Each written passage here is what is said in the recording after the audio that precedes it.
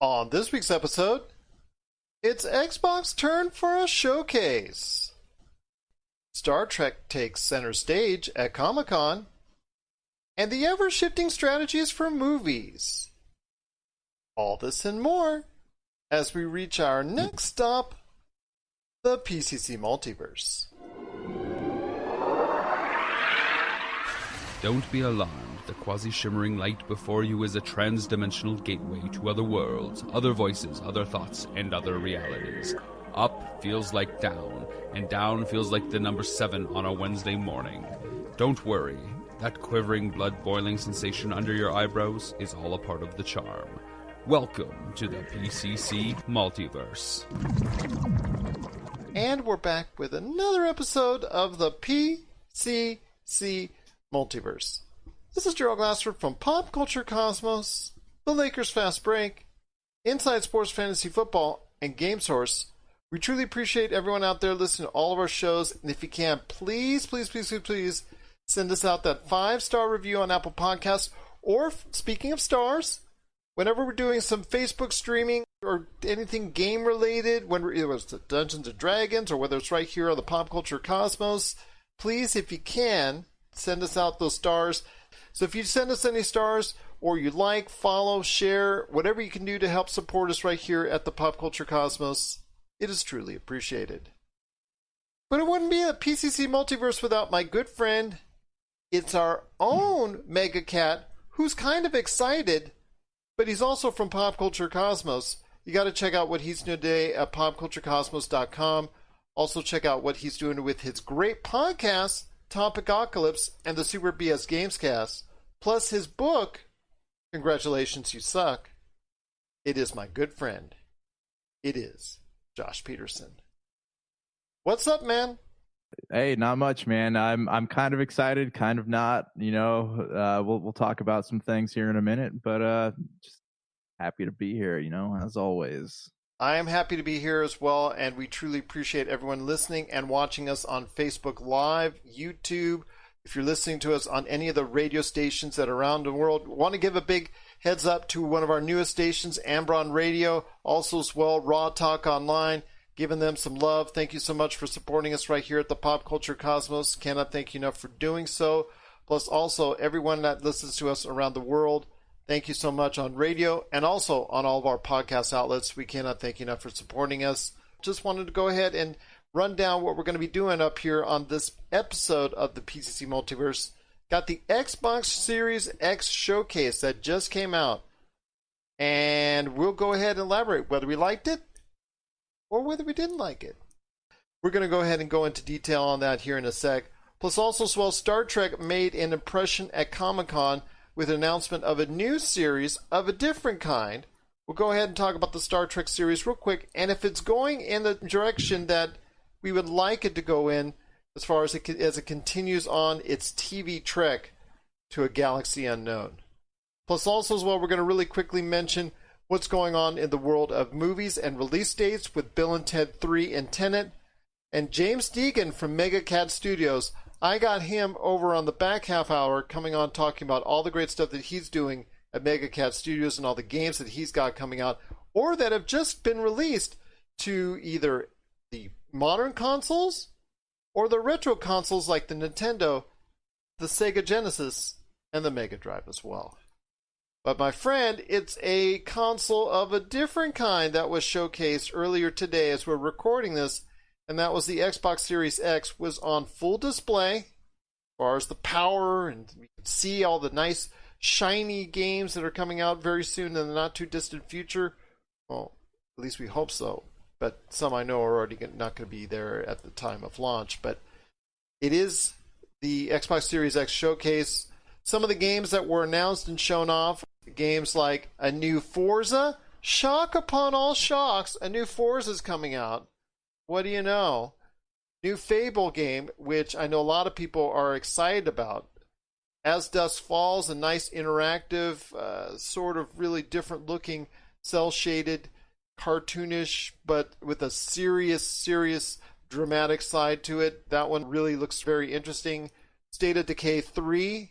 It's been a very big hit for Xbox so far, so they're coming out with State of Decay 3. Crossfire X, which I believe is a port. That is coming over as well with a Xbox Series X upgrade and boost. The Medium, Everwild, Grounded, all great games. They look very nice, look very interesting. And Halo Infinite had a ton of minutes out there, actually a few minutes out there that they showed off and showcased as far as new gameplay is concerned. I personally liked the best Avowed, which has a very Oblivion-esque type look and feel. I'm going to be honest with you, my friend. Everything looked nice and shiny. Everything looked nice and glossy. Looked a little bit better than what the PlayStation 5 had to offer as far as the shiny games. Maybe the textures were popping a little bit better just for me on the Xbox Series X games than the PlayStation 5 games that were shown off. But the lack of games that were shown off, period, kind of has me disappointed overall. Yeah, honestly, man, it's been such a weird year for video games. We allegedly we still have Cyberpunk and Assassin's Creed coming out here, but PlayStation had a similar, I'm similarly disappointed with Xbox as I am with PlayStation, but still I'm a little excited about it. And also like Nintendo did their little mini direct, and like their big game was the Tensai Shin, I forget what the name of the game is called, but it's just that there's not really, I'm curious if a lot of these companies are keeping things close to their chest because of the COVID thing. Like they don't know when these games are going to be able to come out. But it was cool to see Halo Infinite. It was cool to see the announcement of a new Fable and Forza. But yeah, a lot of these games they showed were kind of like, they made you wonder, is this the biggest thing that they have coming out? Because I don't know if you noticed this, but a lot of the games that Xbox showed, they have it doesn't really look like they're utilizing the capabilities of the new console they keep bragging about. They're very like cartoony and animated, and they're not really highlighting, like it looks like something that could be played on the Xbox One. Again, they looked nice looking games. They were very nice looking games, but it was just the fact that there weren't enough. Plus, like I said, it's just seemingly that they're a step behind what PlayStation has to offer. When PlayStation debuted over 30 games, and they were right around the single digits to double digits, hovering around 10. That's not a good ratio, my friend. Obviously, some of these PlayStation games on PlayStation 5 that'll be coming to it will be going on both systems, and that's understandable. But it just seemed to me that the PlayStation press conference was a little bit better prepared than what Xbox had to offer. And I think at this point in time, I can clearly say that PlayStation won this first round as far as first initial impressions are concerned. Well, not with me, though, because what I think Xbox did a better job in like actually saying, hey, this is a console launch title. Like this is something we have a sort of window, whereas PlayStation didn't give us any windows, no release dates.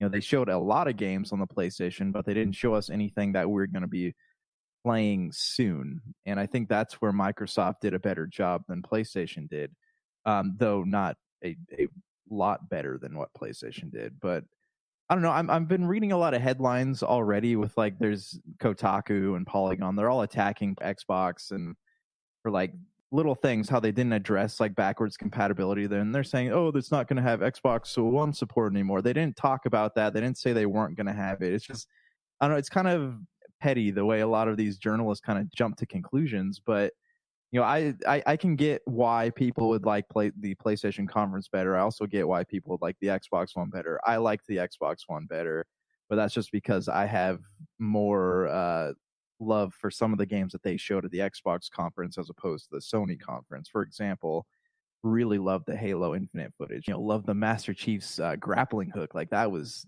rad. And it's just that I was disappointed they didn't show another trailer for Hellblade, and there's some other things. Like I don't know why they would show Warhammer. Like that's kind of a game that there's not a lot of like Xbox fandom for that one. Avowed looks cool and is, from what I understand, it's part of the Pillars of Eternity franchise. But yeah, man, I don't know. Like State of Decay 3, I'm not like super stoked on.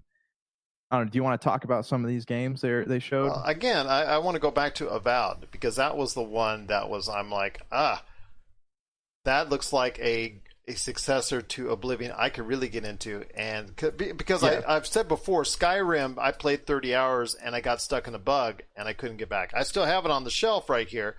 I'm just not going, I haven't gone back to it. I may go back to it, but it didn't hook me like Oblivion did. And this reminded me so much more about what Oblivion had to offer and the deep content. So if I get an Xbox Series X, it's for that game.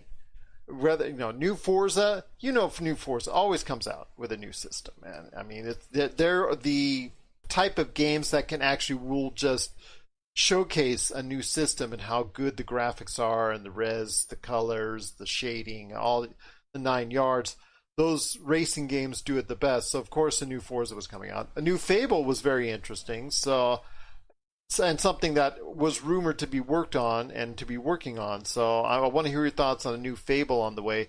Could it be something that we could really get back into as a series, or is it just too many years gone by? No, I think that it is something everyone will get back into. I think even new players will get into, because that's the great thing about Fable is that it's much like the Final Fantasy games. It's all a standalone game. There's nothing that feeds into the next game. Granted, in like Fable 2 and 3, they reference like the heroes of old, and they're talking about your character, and obviously like what you did in that game. They talk about that a little bit, but it's not. They're like, these games are like hundreds of years apart from each other. So yeah, no, I definitely think, especially if it's just being called Fable, yeah, much like God of War, like it feels like it's going to be a new beginning. What worries me about the Fable trailer, though, is that there is no gameplay. And if there's no gameplay, it leads me to believe it's going to be 2022 at the earliest before we get our hands on this game. Yep. And it feels much like the Elder Scrolls 6 trailer they showed at E3 last year, where they're like, we're not like actively working on this. We're kind of working on it. Here's a little video of some sky and stuff, and you can kind of make your own assumptions on it. That's just like this one was like. Just that cute animation of the fairy getting eaten up by the frog, fairy, and that was It was a funny trailer, but yeah, I don't have any hope for seeing it soon. Hey, this is Chad from Ghost Toasters, and you're listening to Pop Culture Cosmos Podcast. Hey, Lakers fans! Looking for the best place to go for up-to-date news, information, original videos, articles, podcasts, opinion pieces, and discussions about the Los Angeles Lakers? Well, look no further than Lakerholics.com. With a legion of followers always there talking about everything Lakers and the NBA, there's no better place to go to share your fandom as the team heads toward another championship run. So stop by and be part of the conversation today at Lakerholics.com. I do want to go back to Avowed. Like Avowed does, I'm realizing with Ghost of Tsushima as I'm playing through it, is that I like it, but I find myself more pulled into games that have fantasy elements to them. Like Ghost of Tsushima is cool, but it's all like historical. There's no magic or anything like that in the game, and I'm having a hard time like wanting to sit down for hours at a time and playing this game. Whereas a game like Elder Scrolls or Final Fantasy, or even like looking at Avowed, like stuff like that, that has like fantasy and magic and stuff like that, it's more appealing to me. And so yes, I am excited about Avowed, and it kind of seems like a good place if you are a fan of Pillars of Eternity. Even if you're not, like, this feels like a good jumping on point for that, because my hope is going to be that it's not like a top down game, it's a first person. Well, Avowed looked like game. It's a first person shooter. It looked Oblivion. Yeah. I mean, that's why I'm interested in it. But that's an Xbox exclusive. Among the others that were announced, there were like 5 Xbox exclusive, not counting Halo Infinite, that were introduced. As Dusk Falls looks like it's going to be a very gripping type of story. I'd like to see that how that plays out. State of Decay 3, like you said, is just more State of Decay on maybe a shinier, fancier version, maybe a little bit larger platform. I know everybody is talking about the graphics for Halo Infinite not being mind-bendingly wow. It's just, they looked good, but it didn't look just tremendous. It looked kind of shiny. The colors popped, but to me it just looked more like more than something I've seen before when it comes to the Halo universe. The gameplay looked pretty good. You mentioned the grappling hook and all that. I think it's something that a lot of people hopefully will enjoy. I know a lot of people are talking about the open world aspects of the new Halo Infinite universe that hopefully will be upcoming with the game. So I'm looking forward to that aspect of it and maybe exploring it from there. Yeah, okay. So here's my thoughts on the Halo trailer. Like, it looks a lot better. It looks a lot better than Halo 5. That's just aesthetically. It looks like it's a lot easier to look at, you know, and I like the idea of us being outside, being on the ring again. Like, that is exciting to me. I don't know how I feel about using the Banished because they were the villains in Halo Wars 2.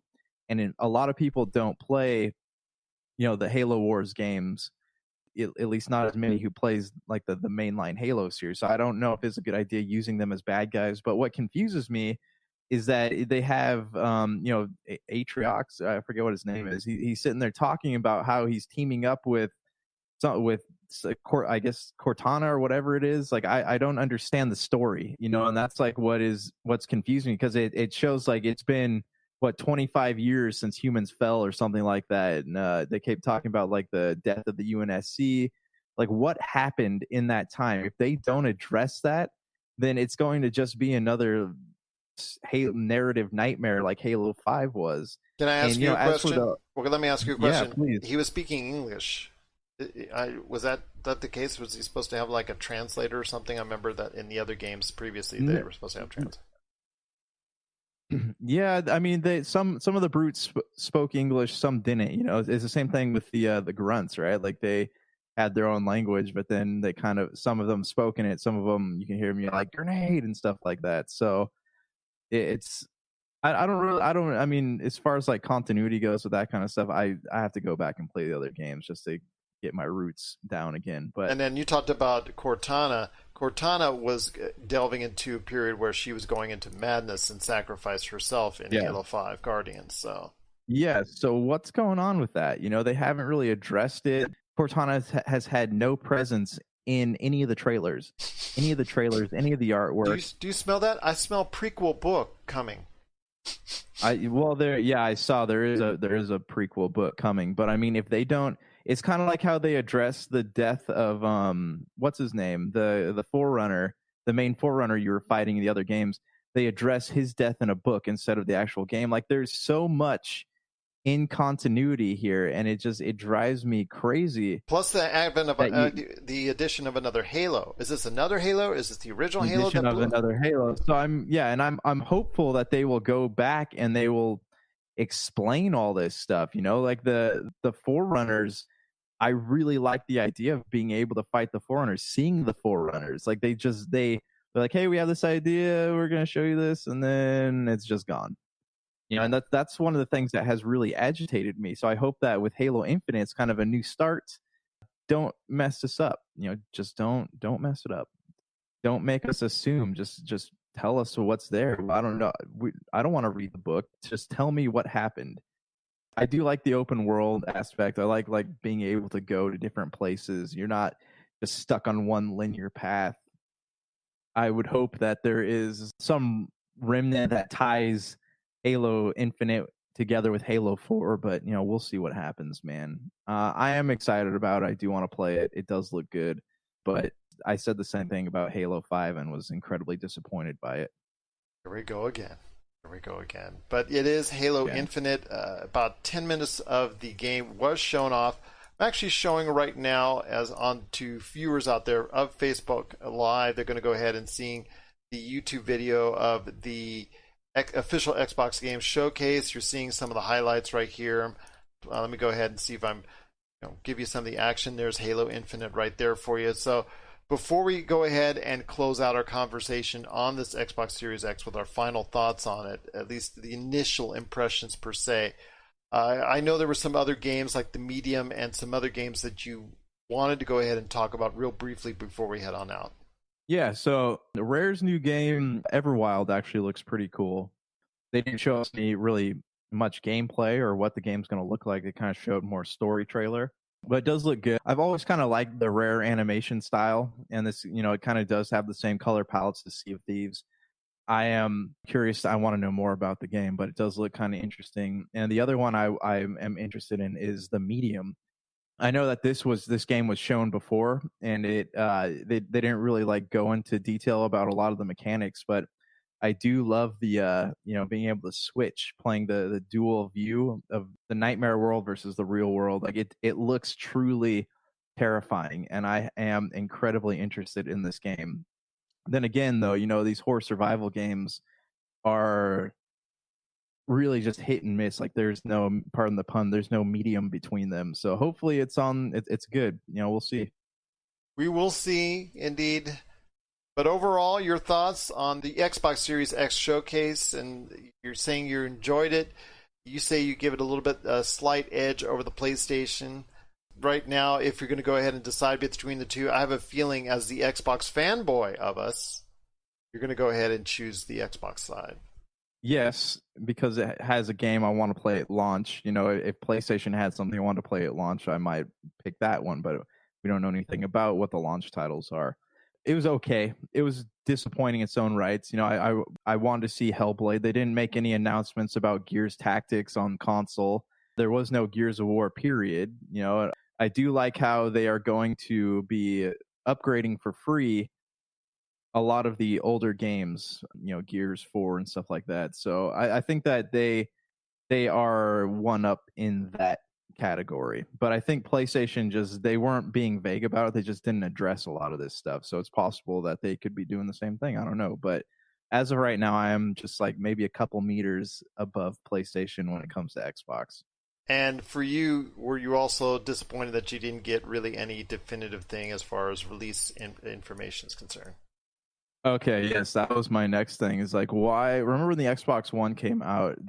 We knew when it was coming out in April, and I think PlayStation had done a month before that or a month after that. I know they were a month apart, but with this, like, PlayStation has not announced a release date. Xbox has not announced a release date. They keep saying holiday, but I mean, when? When are these pre-orders going to go live? Do they even know how many consoles they're going to have available? Like, there's so many unanswered questions here, and it is concerning. Yeah, I mean, like, I would like information, and they're purposely not giving it, and I don't understand what the strategy is behind that.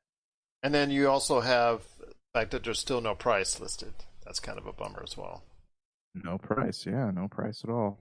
And I know PlayStation said they're doubling their production. We haven't even heard anything about what's going on with the Xbox's production, so I don't know. I don't know anything about this, man. It's crazy.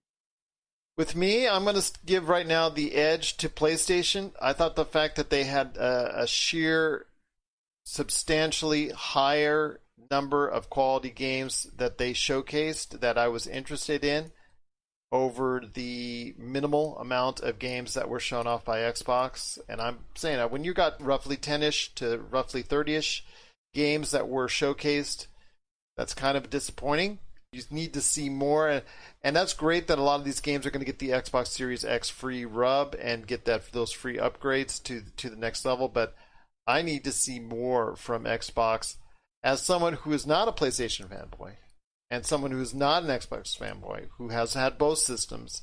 And I would love to personally see a definitive winner. But right now, for me, I'm leaning a little bit PlayStation. But Xbox is still not out of the realm yet because what they did offer looks pretty good. Looks a little better. Looks a little sharper. Looks a little bit fancier. Looks a little bit more color generated. Things popped a little bit better than they did on the PlayStation 5 as far as what was shown off. But the sheer amount of games and the selection has PlayStation 5 a little bit ahead for me. So that's what I think. That's what you think of what's going on right now in this next generation console future war that hopefully will be happening this holiday. We don't know exactly when. We don't know exactly the price because that's the next step for each as far as the dates on when both are being available to consumers and also what price. And that I think is going to be a big key is the when and the how much of what's going on for the next generation will play a key factor going forward. What are your thoughts out there on the Xbox Series X showcase? We'd love to hear your thoughts. We just want to know exactly what games of this Xbox Series X showcase were you really interested in? How is Halo Infinite meeting up or not meeting up to your expectations? Are you excited about a new Forza on the way? A new Fable coming out one day? hopefully in the near future. We don't quite know. As Dust Falls, State of Decay 3, the whole list of games that were there. Did you think it was better than PlayStation 5's presentation, or are you leaning towards PlayStation at this point in time? We just want to hear your thoughts. PopCultureCosmos@yahoo.com, plus also as well Pop Culture Cosmos, Humanica Media, and Game Source on Facebook, Twitter, and Instagram as well. And yes, Pop Culture Cosmos is on TikTok too, so you can TikTok us all day long at Pop Culture Cosmos.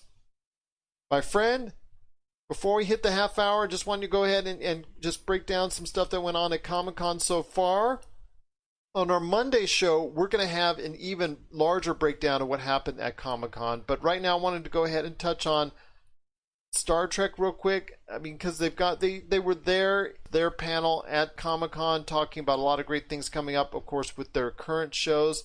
But by the end of next year, my friend, they're going to have not one, not two, not three, but 5 shows that they're going to be producing with the Star Trek name, because Star Trek Prodigy for Nickelodeon, which is going to be an animated show geared for children, heading to Nickelodeon, I believe, next year. So I want to hear your thoughts. Again, it's going to be Discovery, Picard, Star Trek Lower Decks, the show that's coming out that's based off of characters that were in Discovery, like Spock, and 2 or 3 others that we're familiar with from the Star Trek universe, and also as well Star Trek Prodigy that's coming to Nickelodeon. I want to hear your thoughts on that, my friend. The Star Trek universe, is it being stretched too thin as far as television, and why isn't there a movie being talked about as well? As for the movie, I think the Chris Pine films are still kind of fresh on people's minds. As for the other ones, I can't really speak about Star Trek. I'm not a fan, like I'll watch them, but I'm not like stoked on them like you are. What it sounds like to me, though, is it sounds like they are kind of overdoing it a little bit, and having there's how much Star Trek is too much Star Trek. I think the success of Picard is actually creating, making them see like, let's throw 10 eggs into one basket. It's like when Game of Thrones was popular, right? And HBO was like, we have 6 spin-off series in development right now. Like it's just, how much is too much, and like as far as like a kid's version of Star Trek, I think that could be a good idea. But I mean, I don't know if we need all of these Star Trek shows. Are you, as the Pop Culture Cosmos resident Star Trek fan, are you excited about this? Well, the Star Trek Prodigy is not meant for you and I. That's meant to go ahead and be for an animated show for children. I'm hoping they will use it as an educational tool for expansion of the stars, getting people into astronomy, talking about those issues. And if that's the case as an educational tool for kids, by all means. I hope it's a big hit for Nickelodeon. But Nickelodeon, when it gets behind a kid show, it will get behind a kid show. But if it doesn't, like shows like Yo Gabba Gabba, when the Wiggles were there, I really didn't see the kind of love that I thought I would see from them on that. But yeah, when they really get behind a show, they will really get behind a show, and I'm hoping that that's going to be the case for Star Trek Discovery. As for the show that's going to feature Spock, Captain Pike, and Number One, I'm kind of interested in it, kind of not. I just think that they were very good characters within the confines of Star Trek Discovery. I think they were did very well in their roles there, and I think that CBS and Viacom and Paramount, they saw, wow, okay, they really did well, so we're going to go ahead and give them their own series. I don't think it was planned, but my gosh, it's planned now. With Picard, that came out, and I think, like a lot of other people, I think that it's break even is best for me as far as results. Yeah, I don't know. They're stretching themselves thin. I think they need to reutilize some of those resources towards a movie, but it just shows me right now that they have zero confidence in a movie, but they have all the confidence in the world in their TV shows, and they're going to go ahead and try and run with it as best they can.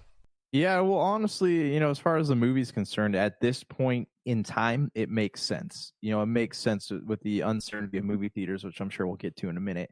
But it makes sense to like put your eggs in the streaming basket instead of the feature film basket. And I'm maybe when COVID clears up, we will see a Star Trek movie, but now like it seems like streaming is the safer bet as opposed to a theatrical release. Well, I definitely want to go ahead and check out a lot of the Star Trek universe that's coming on the way for television viewers in the not too distant future.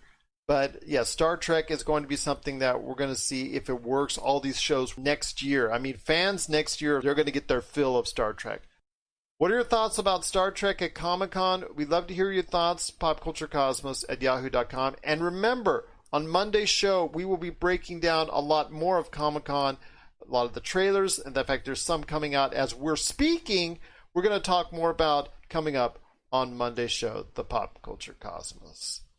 Coming up next, we've got James Deighan from Mega Cat Studios talking about his great retro games that he's got available now and on the way for you as consumers and gamers out there, going back a little bit of retro right after the break.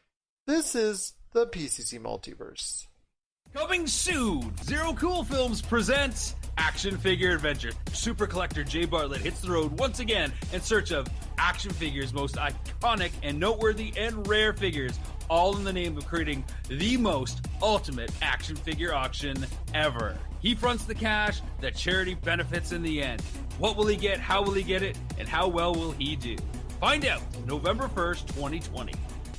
All right, and we're back with the program. It's Gerald coming right back at you here from the Pop Culture Cosmos. I want to thank you so much for listening and also watching us worldwide on Facebook Live and YouTube. Cannot thank you enough for doing so. I want to go ahead and talk to one of these great developers that are out there in the video game world.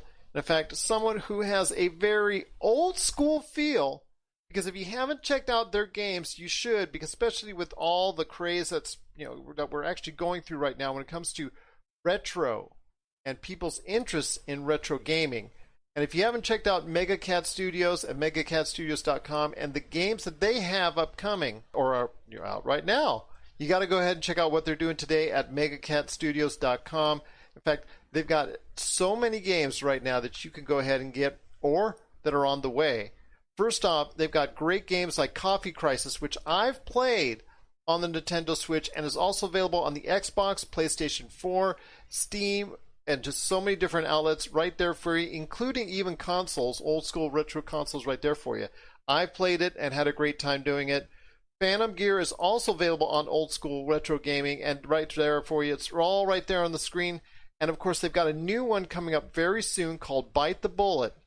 Cannot wait to go ahead and check that one out. That's Bite the Bullet, and that's coming to Steam, Switch, PlayStation 4, and Xbox. Plus, they've also got as well coming out on the Retro Genesis cartridge. In fact, it's available already that you can get on the old school Genesis. That's right, 16-bit and all that. They've got Yazzie, Gloof, and I'm going to say this right, Arcageous Revolution. I hope I said that right. You got it. All right, Arcageous Revolution. So you got to check out their great lineup of games at Mega Cat Studios. And here with me today to talk about it and why he loves old school gaming and why Mega Cat loves old school gaming is James Deighan. And James, thank you for taking some time to speak to me today. Thanks for having us. Wow, you've got quite the lineup coming out, and quite the lineup that's just been recently released that people have got to check out, especially if they're into old school gaming. I mean, that seems to be where you guys are really just paying a great attention to, not necessarily because of cost, not necessarily because of any other factors like that, but just seems like there's a heavy influence of retro gaming, and that's where I see with you guys that I think the direction that you guys are taking. Yeah, I mean, for most of our team, that was the era of gaming that we grew up with that inspired us to eventually kind of end up in this game development world. So it's definitely something we do first and foremost because we love it.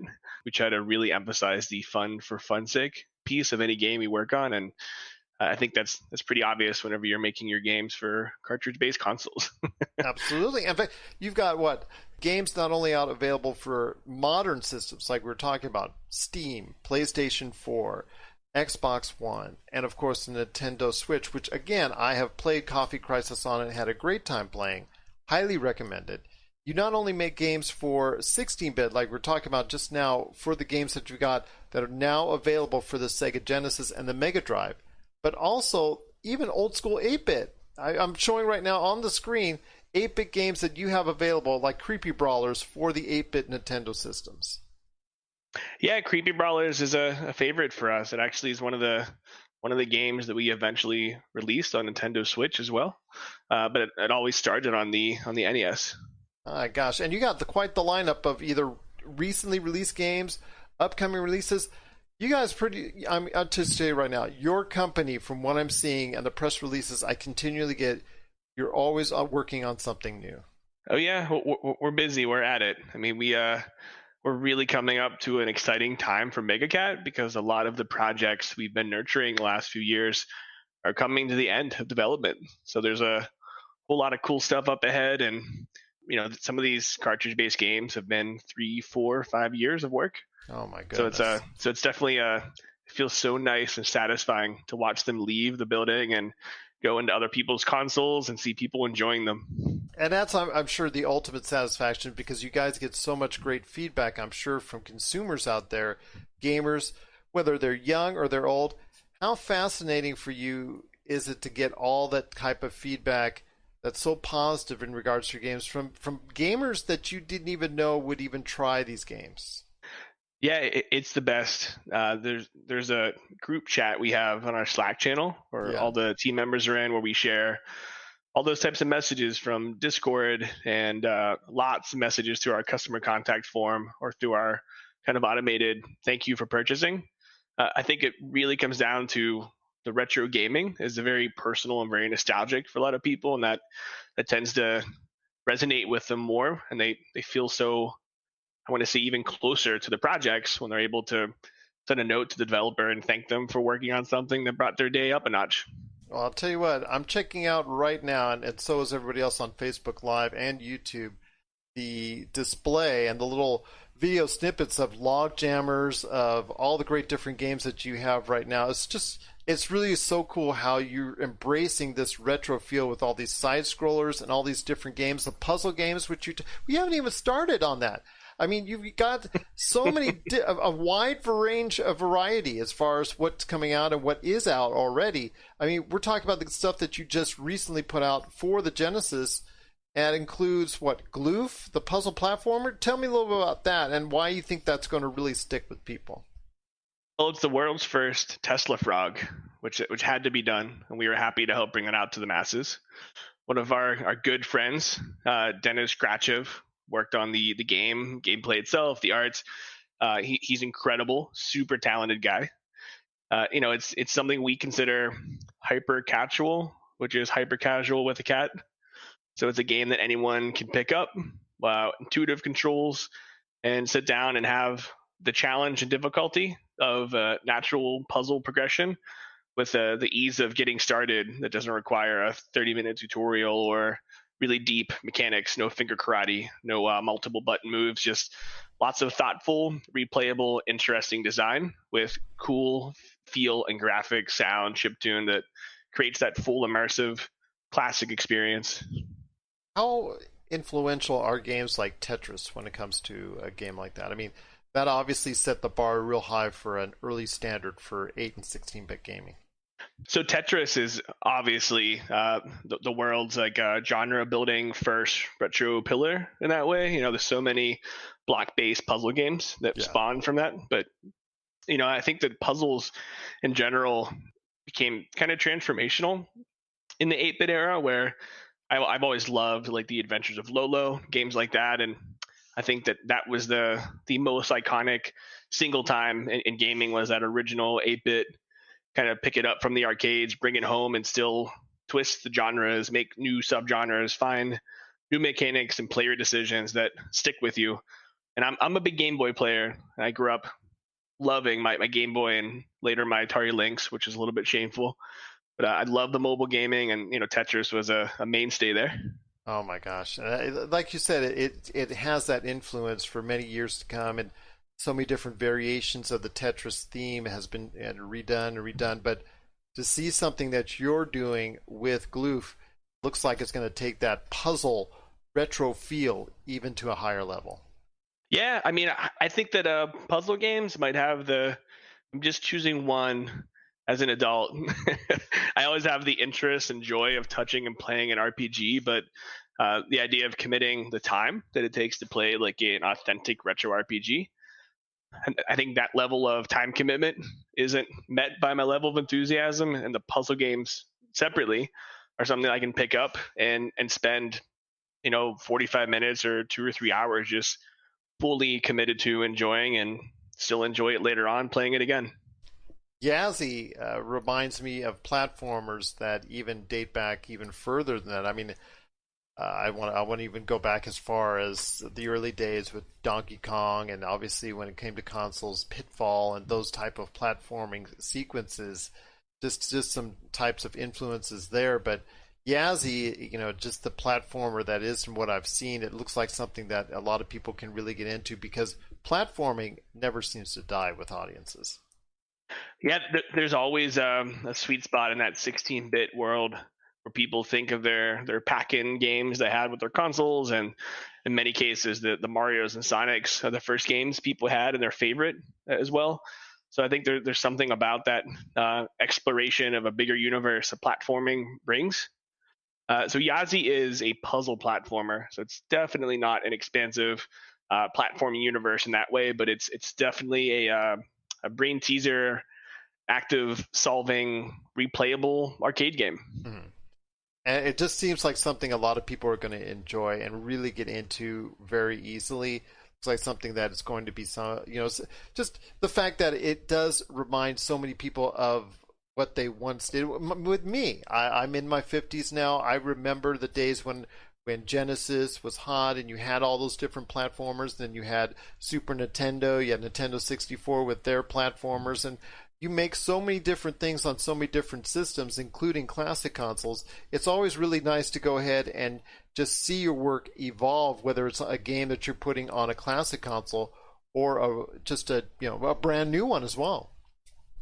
Yeah, I think that any game can be fun in any console, as long as the game has that core fundamental fun factor built in. It doesn't matter the limitations, whether it's one of those Playdate handhelds or it's a great OLED screen Gamecom. I think you can make a great game on any platform, and there's a really cool time right now where with the right game anyone could be a gamer. It doesn't matter if you're a grandma playing Candy Crush or you're an 8-month-old slapping the screen. It's like there's there's something for everyone of every age and every genre. And so many of us that grew up playing and loving the 8 and 16-bit era have a lot of cool choices these days. Well, I'll tell you what, you got so many different games out. One that I wasn't as familiar with, which is also part of the recent distribution that you have as far as games coming to these older consoles, is Arcageous Revolution. That one I hadn't gotten too much info on. So can you give me up to speed on that one? Because I was able to check out the other games, including Bite the Bullet, which we'll talk about next. But Arcageous Revolution is the one I wanted to learn a little bit more about. Yeah, so I've been calling it Arcageous Revolution, but okay. I've had many of our team members really lean into the Arcageous, so we're not sure the verdict's back on that one. Maybe because I identified it because for me, Arcageous. That's probably why. Yeah. Well, I do like that. I like where it's going in your mind. So the coolest thing about that game from the top down is if you're familiar with the kind of Mode 7 Super Nintendo cool factor, this has the Genesis blast processing equivalent. There's some speedrunning specific features for replayability that get a lot of folks excited, since so much of the active Twitch and streaming community for retro really heavily emphasizes speedrunning. So it's a neo-futuristic cyberspace, shmup. You're running and rotating at a super high speed in a really optimized and interesting environment. And it is, to give you a little, very small, but pre-teaser, it's the beginning of a series for people that are fans of that kind of like fly, duck, shoot, and dodge genre. Nice.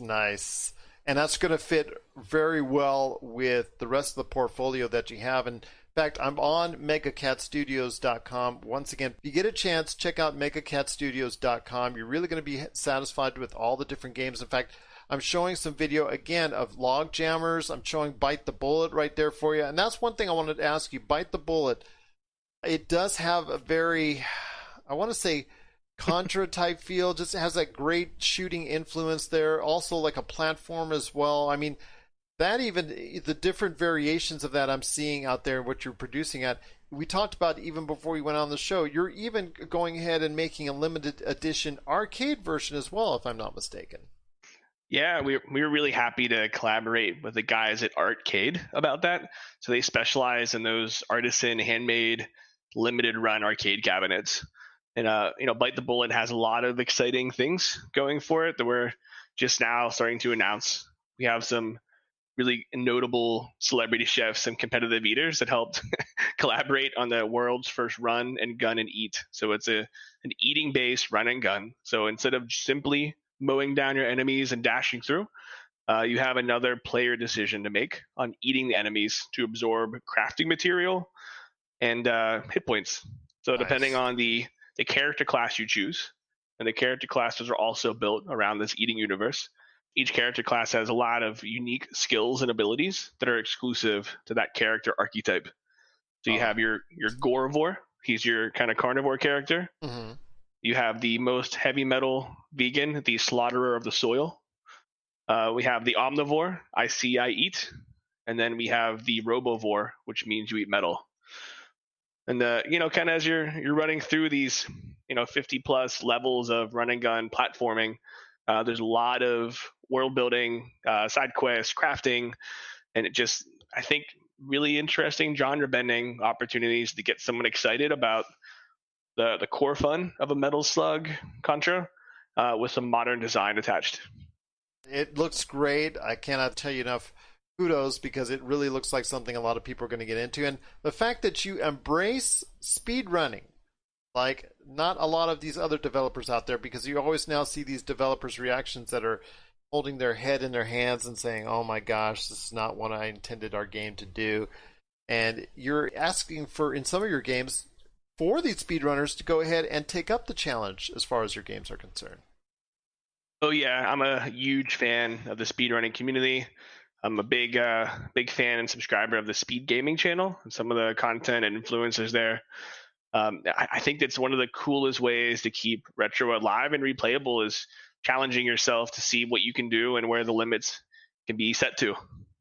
Oh, nice. Absolutely, because the challenge is always there. And like you said, that's a great way to reintroduce these games to an audience is by way of speedrunning, and all the people that are watching these speedruns, whether it's on Twitch, whether it's on YouTube, Facebook Live, what have you. So it's always nice to go ahead and check that out. As long as the developers don't get too mad about it, but it looks like your guys are embracing it over at Mega Cat Studios. Yeah, it really depends on the game. I'm a huge fan of speedrunning. So whenever we can do something that fits our personal interest of what we want to see in our games in the world and fits the release strategy of our other partners and friends involved with the project, we always try to make a space for that. If people are interested, obviously they can get more information from Mega Cat Studios on all the different console versions and things that are going to be taking place when this game comes out. But the arcade version, if somebody wants to go ahead and ask or inquire about it because of the fact that it is a limited supply on that, where do they need to turn to? So it's going to be live next week on megacatstudios.com on the homepage. We have about a dozen earmarked for some notable arcades that had reached out after seeing some of the press it picked up. And the rest are there for super fans that want to upgrade their game room with a run and gun and eat. I can't wait to see that. Again, I got to see a picture in the not too distant past of it, and it just looks like it's really going to be a sweet deal. People are going to say, I got to throw something in there. No, just leave it alone. It looks good as is. I'll tell you what, before we go on, I want to go ahead and make sure you go and say that if there's any other games you want to go ahead and plug, whether it's Coffee Crisis, again, which I have played and I've enjoyed, Phantom Gear, or some of the licensed games that you've done with partners like Monopoly, Power Rangers, and Scrabble. The floor is yours. Just tell people why people need to check out all the great stuff that you have at Mega Cat Studios. Well, I'd say anyone who loves games and wants to dabble, consider checking out our Discord. We always have active beta testing there for some of our games. Try them, check them out, touch them early, and let your voice be heard and have an impact on how the game is made.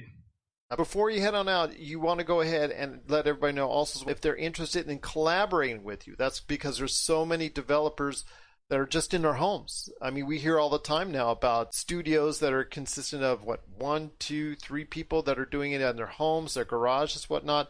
What do you say to those people about possibly looking at you as a possible alternative and an avenue for them to go ahead and release their game? Yeah, I think 20 or 30% of our customers and followers are other game devs. So I love helping and contributing to the community. Quite a bit of our team is built up of longtime indies that have that expertise. And we're always looking for other talented people that love and share the same interest in retro to come and chat. Let's maybe there's a way for you to join the team, and maybe there's a way for us to help guide you on how to limit the number of times you trip with releasing and finishing your own games. Well, it's awesome to hear. Just hopefully that will give a chance out there to a lot of great developers in the future going forward that Mega Cat Studios will want to go ahead and be a part of their visions, so to speak, as the games, because gaming right now, especially retro gaming and gaming as a whole here in 2020, yes, I understand it's under the not of the best conditions right now with the pandemic, but more people are playing games in their homes more than ever, and they're obviously enjoying great things like the games and titles that Mega Cat Studios has to offer. I'll tell you what, James, it's just been great talking today on this. I cannot thank you enough for taking some time to speak to me. Once again, I'm speaking to James Deighan from Mega Cat Studios. You got to check out all the great games, including the games that just came out, like Gloof, Arcadius Revolution, and also as well Yazzie for the Sega Genesis and the, yes, right, I said Sega Genesis out there, the Sega Genesis and the Mega Drive. Plus, they've got Bite the Bullet on the way as well. And for more information on that, you just head out to what I've been showing everybody on the screen right here on Facebook Live and YouTube, megacatstudios.com. Well, James, I cannot thank you enough for taking the time to speak to me, but any last thoughts on the way out? Well, I appreciate you having us on, and I'd love to continue all the fun retro conversation, either in our Discord or in our newsletter. Depends on how engaged you want to be, but we're willing to share our fun with everyone that wants to get involved. Well, it's awesome. Definitely want to be part of that conversation. Looking forward to hearing more great stuff from you guys, and you guys are always welcome back at Mega Cat Studios to be a part of us right here at the Pop Culture Cosmos. If you need your video game fix, be sure to check out Retro City Games. Located in Town Square on Las Vegas Boulevard or in Henderson, Nevada, Retro City Games has the cure for all your video game vices. Retro games and games for current consoles, Nintendo, Sega, PlayStation, Xbox, and more. Retro City Games has all the staples from any library and some highly collectible offerings too. So pick up a few games today at Retro City Games in Town Square on Las Vegas Boulevard or in Henderson, Nevada. Retro City Games is your video game metropolis. And we're back to close out the show. This is PCC Multiverse. Josh, I want to go ahead and ask you, I think you had just broken this while we're on the air, that Disney has just pushed their films back a year. Can you go ahead and explain? Because I'm trying to look up the story now. I've been blabbing so much, I haven't had a chance to look up the story. Okay, so this Disney delayed Mulan indefinitely. Star Wars and Avatar movies have been pushed back a year. So Mulan is no longer being released on August 21st. Is now unset on the Disney calendar. All the dated Star Wars films and Avatar sequels have been pushed back one whole year on the calendar. And the company is saying that theater closures and production shutdowns during the global coronavirus pandemic caused it to make a number of adjustments to its slate. And this comes from CNBC about 20 minutes ago. Okay, because I'm looking at it now on the Hollywood Reporter. Check that out. Again, CNBC, Hollywood Reporter have the story right now that Disney is making some major changes. But yes, that's the Star Wars and Avatar films are being pushed back a year. Mulan actually unscheduled it, similar to what Tenet's been doing. We're going to talk about Tenet here in a sec.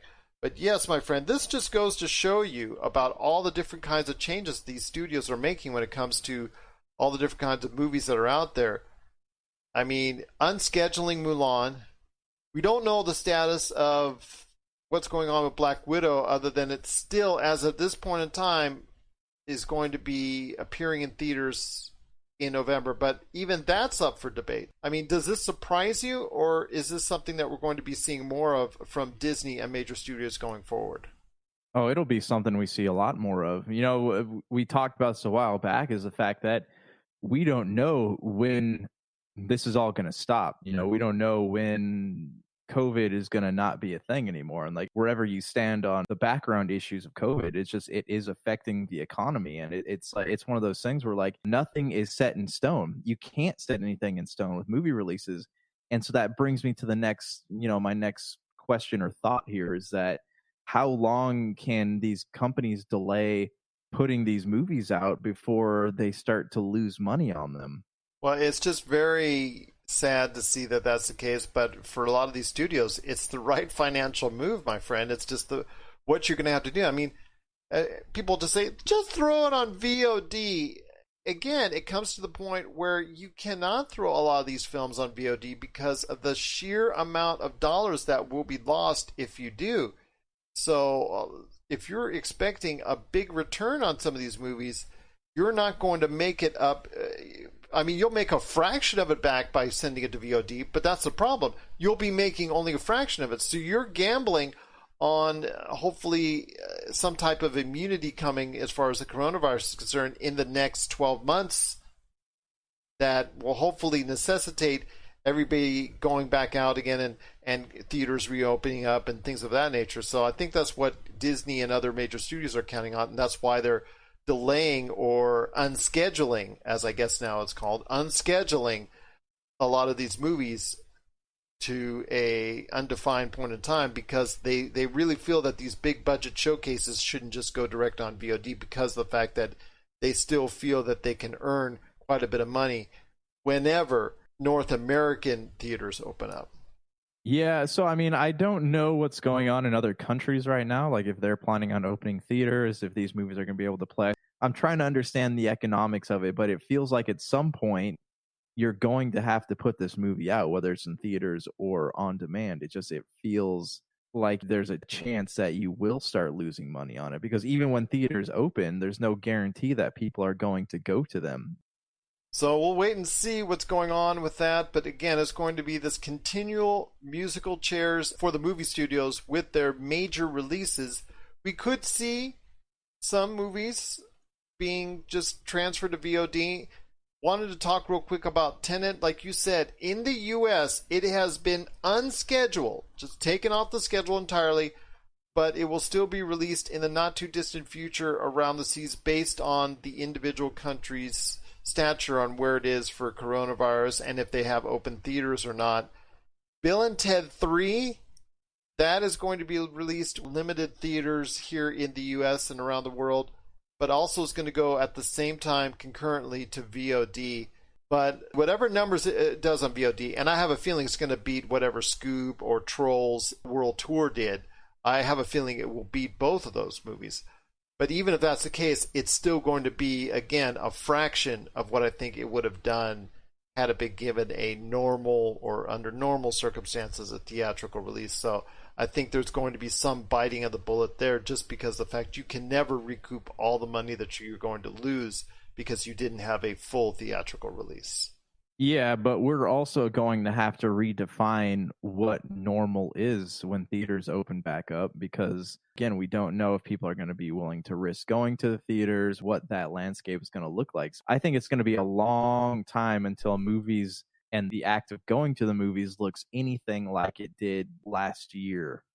I agree with you, my friend. It's going to be a very different, changing climate, and it's changing all the time. With Disney announcing pushing back the Star Wars and Avatar films and unscheduling Mulan. And if you've got a film that you're really looking forward to out there, you might want to keep up to date with us here at the Pop Culture Cosmos on social media, because we'll go ahead and just let you know what's going on in the world of movies. What are your thoughts out there on the continual musical chairs that the movie industry is doing with its high-profile releases? Share us your thoughts, popculturecosmos@yahoo.com. Also as well, Pop Culture Cosmos, Humanity Media, and Game Source on Facebook, Twitter, and Instagram. And also, we're on TikTok, Pop Culture Cosmos as well. But any last thoughts on the way out? We still need to have that Westworld conversation. I finished the season last night, and I don't care to watch any more of it. So I need to get your thoughts on this. I'll share my thoughts with you whenever you're ready, my friend, right here at the Pop Culture Cosmos. Also want to give a big thank you to James Deighan from MegaCat Studios. Check out what they're doing today at megacatstudios.com. So for Josh Peterson, this is Gerald Glassford. It's another beautiful day of paradise right here in the PCC Multiverse. Thank you for listening. And here's hoping you have yourself a great